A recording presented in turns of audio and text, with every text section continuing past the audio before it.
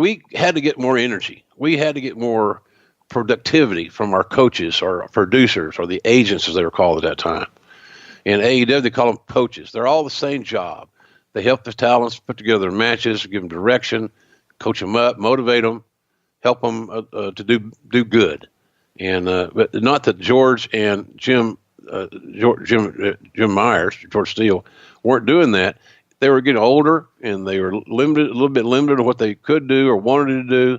So the only incumbent, I think, old time agent that we kept was Jack Lanza. And Jack did a real good job all during that Attitude Era. And one of the things that kept Jack on board was the fact that he was a great communicator, former school teacher, had a good education. He communicated with me in the way that I needed him to do. Anything that happened off the record would stay off the record. I got another agent report that was not public, that was just for me. If somebody was a little out of the way or messed up, Jack always gave me the full story. And sometimes it's on the phone because he didn't want to write it down, which I commended. So that was how we worked that deal. And we had to get younger. The coaches, we had to get a fire there. We had to start something. And luckily, all those things kind of fell into place with those guys. One of the things I wanted to talk about was Scott Putski. I know that seems like it's out of left field, but in my research for this show, I saw that you guys were plugging the upcoming debut of Scott Putski, and you're even showing footage of his father, Ivan Putski. And you make sure to call the footage really old. And it's a clip of him beating up Roddy Piper, and you're acknowledging Roddy Piper by name. You're doing this probably as a receipt because the prior week on Nitro, they showed a clip of Ric Flair beating on Vader. Then we see Scott Putski get a win over Leif Cassidy. For whatever reason, it didn't work with Scott Putski. What was the hope, and why didn't it work out? Well, Scott had $1 million look. He had a great name. His father, Joe Bednarski, AKA Ivan Putski, was a big star there. And he's a big star in Mid-South. I knew him from back in the day. So he got over big time. And, you hope to parlay on that second generation thing.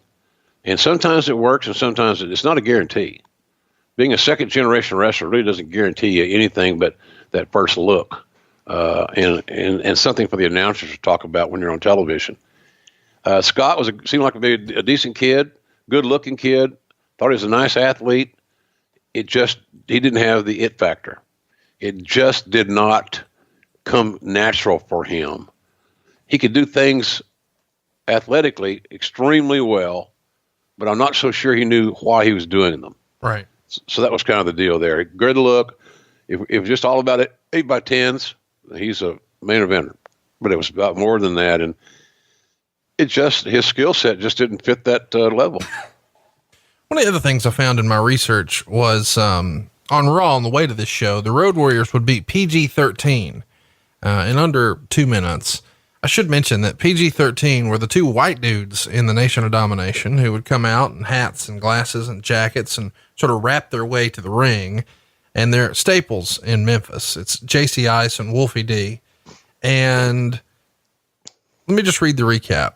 PG-13 cried at first, then charged the ring and pummeled the Warriors with punches. The Warriors didn't sell it at all. And after taking a beating, Wolfie escaped their grasp and tagged in JC Ice. Actually, Hawk grabbed Ice and then threw him into the ring. And then Ice and Wolfie managed to double team Hawk and pile drive him, but he no-sold it. The Warriors then gave their shoulder clothesline finisher to each of them and pinned both simultaneously. PG-13 had asked for help from the NOD, but got none and were abandoned after losing the match.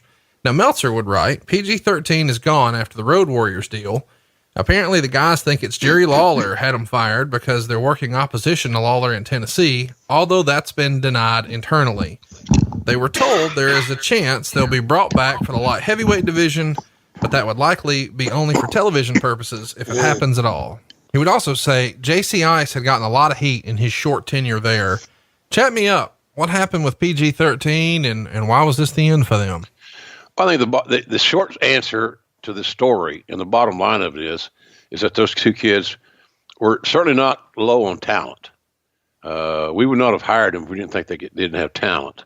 But they were not a good fit in the locker room from a cultural standpoint, meaning they didn't know they were young and green, and then both of them had been around since they were young kids. And I think they felt that they'd paid all the dues they needed to pay. And I might be wrong about that, but they just didn't fit well in the locker room. They had a hard time getting along with people, and maybe they were not as good as they thought they were, but they certainly did not lack talent. They just lacked maturity. I mean, that's probably the biggest issue. They didn't have the maturity. One of the other things that happened on this same episode of Raw, Mankind would bring Paul Bearer out onto the stage. And this is when Paul Bearer's face is wrapped up in bandages because the Undertaker had thrown fire at him the prior week. And Mankind is telling Undertaker he's going to give him one more chance. And this is when Paul Bearer is threatening, it's a secret I made while I was standing over the graveside of your mother and father. Come back or I'll hurt you. At this point, of course, we know the big payoff for this is going to be Kane. At this point, did you already have Kane mapped out? And did you know it would be Glenn Jacobs? Yeah. Oh yeah. That role was tailor made for Glenn. It was made for Glenn. You know, I saw Glenn when I was doing some work in Smoky Mountain Wrestling for Jim Cornette's group. It was always a lot of fun. And I didn't make a lot of money there, but I sure as hell had a lot of fun doing it. And traveling the Smoky Mountain roads once every several weeks to do TV. But Glenn was perfect for that role. You know, he was a Unabomber for Cornette, big, athletic, intelligent guy. Of course, he's the mayor of Knox County, Tennessee now, and he's doing a great job. But he was a keeper. I brought him. I brought him to a TV, I believe, in either Augusta or Macon or something like that. And for WWE taping, and everybody loved him. He was polite, well-spoken, intelligent, and it didn't hurt that he was 6'10" and 300 pounds. So, that role was his. So at this point, are you guys like drawing sketches in the art department of what it will look like, or do you already have all that mapped out? You're just letting the storyline play out because it shows a lot of patience here. No, we signed him not knowing that would be his final role, you know, because he did the Crazy Diesel thing, and he did Dr. Yankum. And so finally, you're looking around and you're scratching your head. Are you kidding me? We can't find something viable for this big dude to do? Dr. Yankum's never going to draw any. Sometimes gimmicks are given to talents, and they're just they're career killers. You can't get over this gimmick to the point of being a main event guy. And people say there'll be critics of ours or mine. Well, JR, you can get anybody over, and they can all draw on top if it's done right. If it's done right, okay, good for you.